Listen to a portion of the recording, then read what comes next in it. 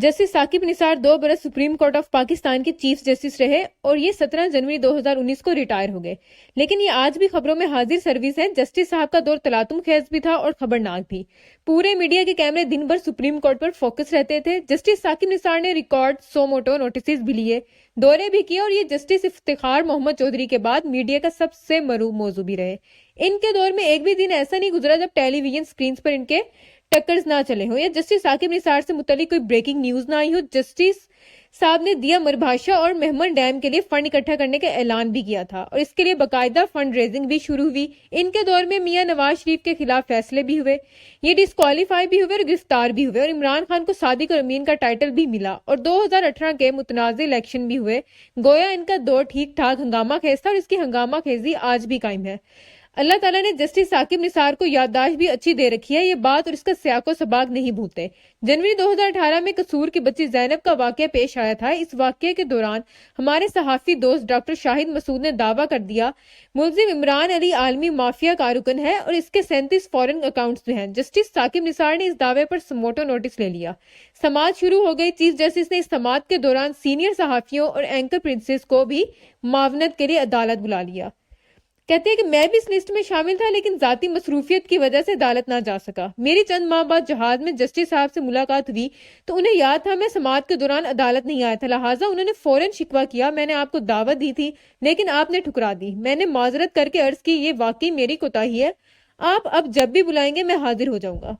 और उन्होंने दूसरे ही दिन मुझे चाय पर बुला लिया और यूं मेरी उनसे 1 घंटा मुलाकात हुई। मैंने इस मुलाकात पर 22 मार्च 2018 को चीफ जस्टिस के साथ एक तवील मुलाकात के टाइटल से कॉलम लिखा था। इस कॉलम ने इस जमाने में बहुत शोर बर्पा किया था, इस पर शोज भी हुए थे और शदीद तनकीद भी, लेकिन जस्टिस साकिब निसार ने वाकई हौसले के साथ तनकीद बर्दाश्त की और मैं आज भी इस पर इनकी तारीफ करता हूँ। इनके रिटायरमेंट के बाद भी मेरी इनसे चंद मरतबा फोन पर गुफ्तगू हुई, ताहम मुलाकात नहीं हो सकी। जस्टिस साकिब निसार का व्हाट्सएप 4 दिन पहले हैक हो गया था, ये इस पर बहुत डिस्टर्ब थे, लिहाजा सोमवार और मंगल मेरा इनसे 2 बार टेलीफोन पर राब्ता हुआ। ये मीडिया और मेरे साथ नाराज हैं, लेकिन इस नाराजगी के बावजूद सबसे बात भी कर लेते हैं और जिस सवाल का जवाब ये देना चाहते हैं मैं ये दे देते हैं और जो बात इन्हें पसंद नहीं आती ये इसे गोल कर देते हैं। ये इनकी पुरानी आदत है। ये जिस इश्यू पर बात ना करना चाहे इनसे डाइवर्ट करने के लिए कोई दूसरा मौजू छेड़ देते हैं। मेरे साथ गुफ्तगू में भी ये बार बार ये तकनीक इस्तेमाल कर रहे थे।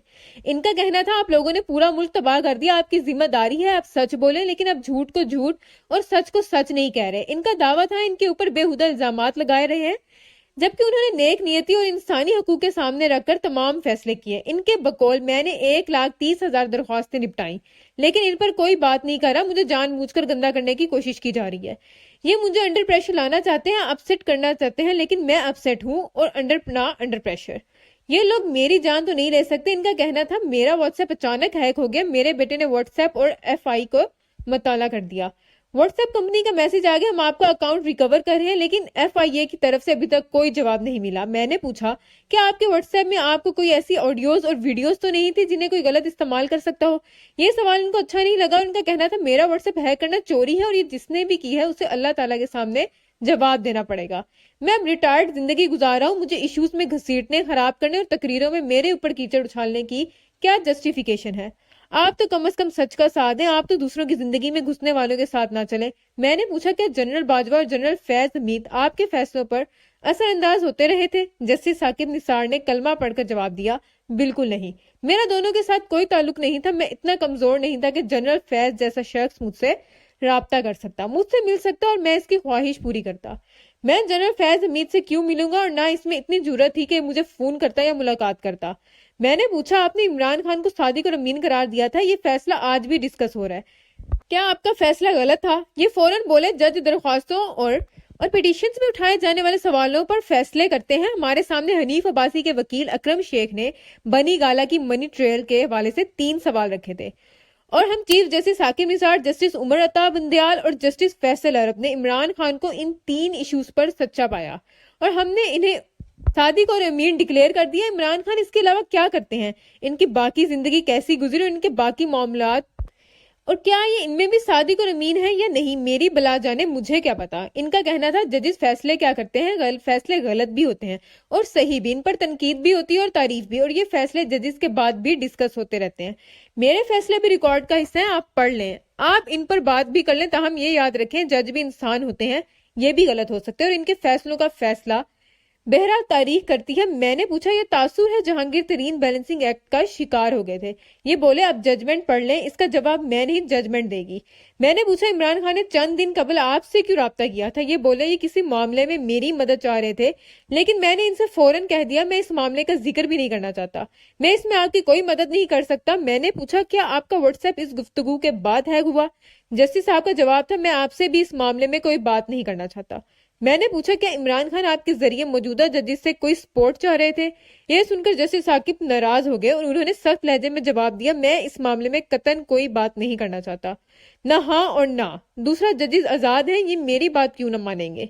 میں نے پوچھا اگر آپ کی عمران خان سے گفتگو لیک ہو گئی تو کیا یہ آپ دونوں کے لیے خطرناک نہیں ہوگا، یہ سختی سے بولے تم لوگوں نے پورے ملک کو برباد کر دیا ہے، بچوں کی زندگیاں تباہ کر دی ہیں، تم لوگوں نے تمام لوگوں کے بارے میں بد اعتمادی اور بے اعتباری پیدا کر دیا، آپ لوگ میرے ساتھ بھی یہی کر رہے ہیں، لیکن میں ڈرنے والا نہیں ہوں۔ میں نے پوچھا آپ کس کو بربادی کی بڑی وجہ سمجھتے ہیں، یہ بولے ہم سب ذمہ دار ہیں، میں کسی ایک ادارے کو ذمہ دار نہیں سمجھتا، ہم سب لوگوں اور اداروں نے مل کر اس ملک کو تباہ کیا، آپ نے بھی اور میں نے بھی۔